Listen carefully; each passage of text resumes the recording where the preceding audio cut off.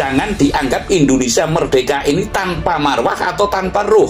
Bersatunya kembali Nusantara, ada istilah leluhur kita itu Kudi Tarung Karokara. Yang dimaksud Kudi Tarung Karokara itu polisi tarung dengan polisi, mungkin organisasi tarung dengan organisasi, pesulap dengan pesulap. Dalam hal penataan bangsa dan negara, tidak mungkin tukang dekep tuyul taruhlah termasuk orang yang bisa mengatur negara. Tapi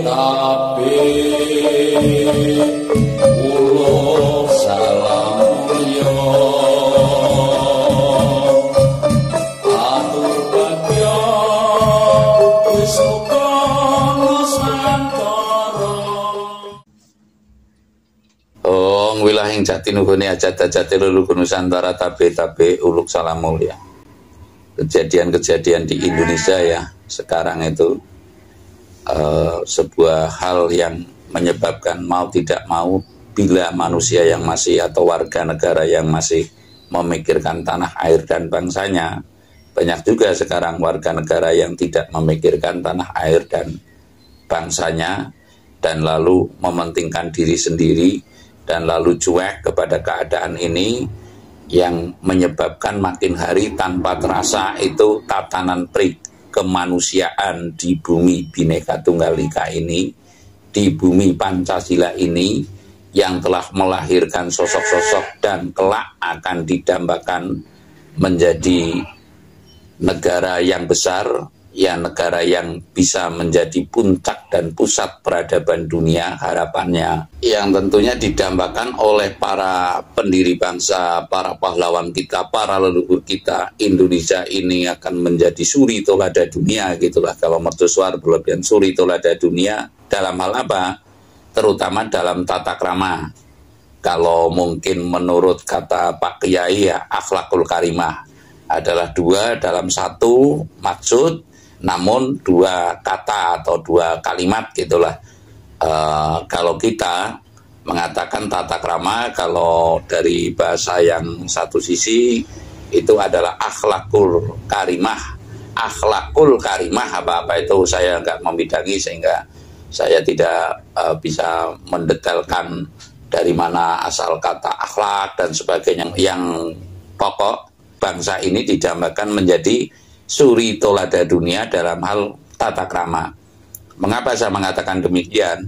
Dulu Indonesia itu yang saya ketahui adalah negara yang beradat ketimuran. Artinya adat ketimuran yang termaksud adalah lembah manah, ya, andap asor, orang yang bersopan santun tinggi. Ketika tahun 90-an itu, 80 hingga 90, Indonesia dikenal dengan negara yang adat ketimurannya memadai. Adat ketimurannya bisa dijadikan contoh bagi bangsa-bangsa yang lain. Sehingga pada saat itu ada visit JR, kalau nggak keliru itu apa?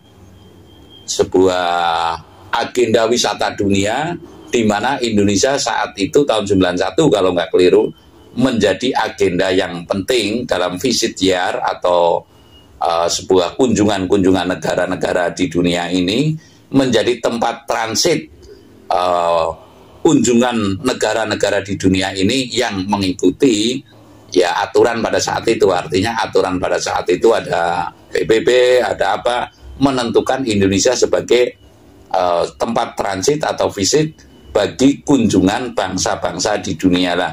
Dengan apa? Dengan kearifan yang mengatakan pada saat itu Indonesia adalah dikenal dengan adat ketimurannya. Ini sebuah bukti bahwasanya negeri kita adalah negeri yang bertata krama. Menurut singkat saya gitulah. Kata singkat saya adalah negeri yang punya tata krama yang tinggi. Anak kepada orang tua, cara berbaktinya, cara berbahasanya, ada kromo kalau di Jawa, kalau di sana mungkin ada tatanan yang lain, di suku-suku bangsa yang lain. Lah, layaknya kita sebagai anak bangsa, sebagai yang memiliki teritorial ya Pancasila ini, teritorial Indonesia ini, semestinya kita itu rumongso prihatin kalau istilah Jawa, merasa prihatin dengan keadaan Indonesia yang seperti sekarang ini. Kemarin-kemarin kita mendengar, melihat, walaupun lewat video, ada kejadian pejabat kepolisian yang terjadi tragedi dengan anak buahnya sendiri, dan lalu mau tidak mau ini merupakan sorotan yang kurang pas baik di dalam negeri maupun di mancanegara. Saya tidak menyebutkan, namun setiap orang tentunya tahu gitu kejadian apakah itu. Lah, dalam hal ini sepatutnya kita merenungkan kembali, ada apakah ini? Apakah kita sedang tidak kehilangan? Apakah kita tidak perlu menata kembali marwahnya pondasi kita dalam berbangsa dan bernegara, ya, yang menurut saya cikal bakal terwujudnya sebagai dasar negara pada saat memperjuangkan kembalinya Nusantara ini menjadi NKRI, kalau istilah sekarang, adalah punya marwah tertentu atau punya ruh tertentu. Lah, ruh ini yang bisa menggerakkan, ya, bangsa Indonesia bersatu mulai dari tahun 1928. Kita telah tergerakkan oleh marwah Nusantara yang disebut Pancasila.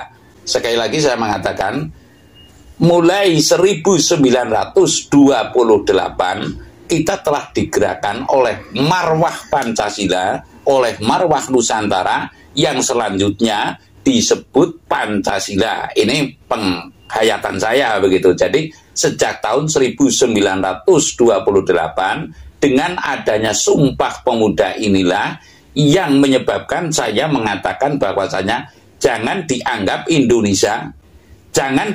Indonesia merdeka ini tanpa marwah atau tanpa ruh. Ruh yang saya maksud adalah ruh kewahyuan persatuan Indonesia atau bersatunya kembali Nusantara. Lah, semestinya kita nggak gap lah. Akhir-akhir ini nggak gap itu ya kita mencari mengapa Indonesia sekarang makin hari makin bercerai-berai. Ada istilah leluhur kita itu kudi tarung karo kara. Yang dimaksud kudi tarung karo kara itu polisi tarung dengan polisi.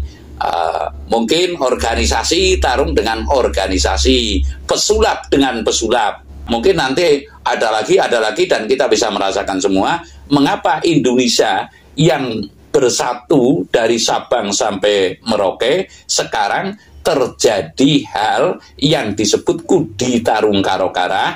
Dan apakah ini Indonesia tidak rawan disintegrasi kalau bahasa menterengnya, atau bercerai-berainya persatuan, laksana Majapahit yang makin hari makin mengecil setelah Majapahit berpindah menjadi Demak, dan lalu Demak makin memperkecil wilayah Majapahit, dan lalu Nusantara ini terjadi disintegrasi. Majapahit bubar saat itu karena pergeseran dari hal-hal yang kecil yang tidak kita perhatikan. Sepertinya ini kita perlu lagi menggagas, merantai ke langit sebisanya, baik itu terutama Brahmana Indonesia. Menurut saya sekarang ya para kiai, para taruhlah kesepuhan ini berbeda dengan dukun. Kalau dukun nggak ada artinya sama sekali bagi Indonesia. Artinya dalam penataan, walaupun itu warga negara Indonesia, diakui kewarganegaraannya, namun yang saya katakan nggak ada artinya sama sekali adalah dalam hal penataan bangsa dan negara. Dalam hal penataan bangsa dan negara, tidak mungkin tukang dekep tuyul taruhlah termasuk orang yang bisa mengatur negara. Tidak mungkin manusia yang katanya menaklukkan dukun ini akan bisa mengatur Indonesia. Lah, saya akan menyampaikan bahwasanya Indonesia hanya bisa kembali tentram dan damai dan sejahtera manakala ruh Pancasila kita kembalikan. Ruh Pancasila kita kembalikan di bumi Bhinneka Tunggal Ika ini, di Nusantara ini, sehingga Indonesia ada marwahnya kembali, bersatu kembali. Artinya bersatu itu rukun.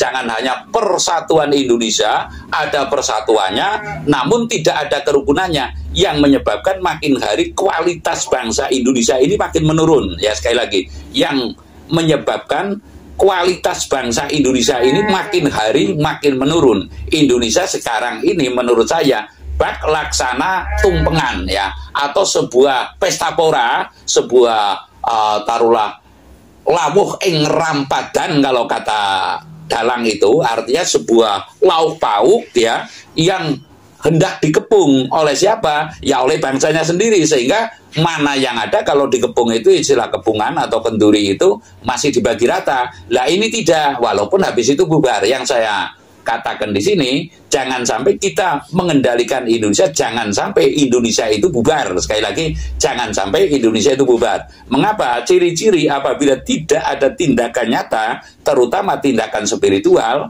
oleh para kiainya, ya oleh para bikunya, oleh para pendetanya, oleh para kesepuhannya. Tadi saya mengatakan bahwasanya kesepuhan bukan dukun. Kalau dukun ini taruhlah eber ya. Dan Indonesia ini, Jawa khususnya, tidak hanya sekedar perdukunan, tidak hanya sekedar wayang-wayangan. Namun dari itu semua adalah untaian laku spiritual yang terekspresikan untuk penataan umat yang pada umumnya, saya nggak mengatakan umat awan, artinya warga negara yang pada umumnya, hasil daripada meditasi para Brahmana dulu terekspresikan melalui wayang, melalui perdukunan, seolah-olah lah ini bahwasanya untuk menunjukkan ke arah yang lebih maksimal, memberi penjelasan kepada umat bahwasanya ini loh kemampuan bangsa kita. Lah saya mengatakan terfokus sekarang kepada turunnya atau kembalinya ruh Pancasila mesti kita pikirkan. Nah, lalu seperti apa? Pada prakteknya kita mestinya secara seksama mendukung gerakan spiritual Nusantara. Sekali lagi,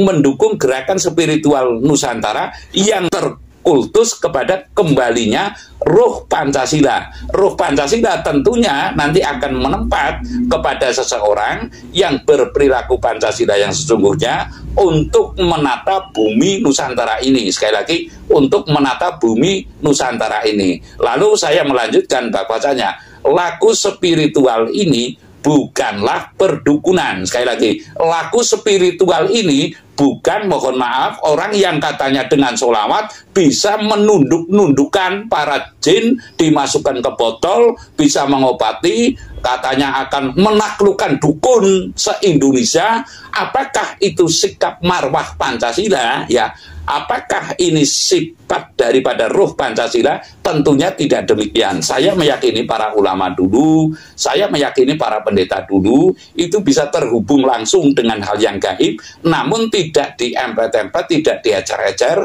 cenderung kepada kepentingan menata umat, tidak merusak tatanan umat. Yang saya maksud adalah pesulap tarung dengan pesulap. Aduh, apa itu? Apa yang dicari? Lalu polisi tarung dengan polisi lah. Ini kurang tertatanya. Yang saya maksudkan bahwasanya gerakan spiritual ini tidak sebatas hanya seperti itu, dan tidak mungkin orang seperti itu akan bisa menata kembali bangsa dan negara ini. Semaksud saya, gerakan spiritual sejati Nusantara mesti dikembalikan kepada yang membidangi, kepada yang membidangi. Saya tidak mengatakan saya membidangi, namun gerakan asli spiritual semestinya diserahkan kepada ahlinya, dan yang mengetahui, yang saya maksud kepada ahlinya, yang mengetahui sabab musabab Indonesia sekarang terasa makin hari makin melorot kualitasnya, tatanannya, tata kramanya atau adabnya, kita semestinya dikembalikan kepada laku lampah spiritual yang sejati,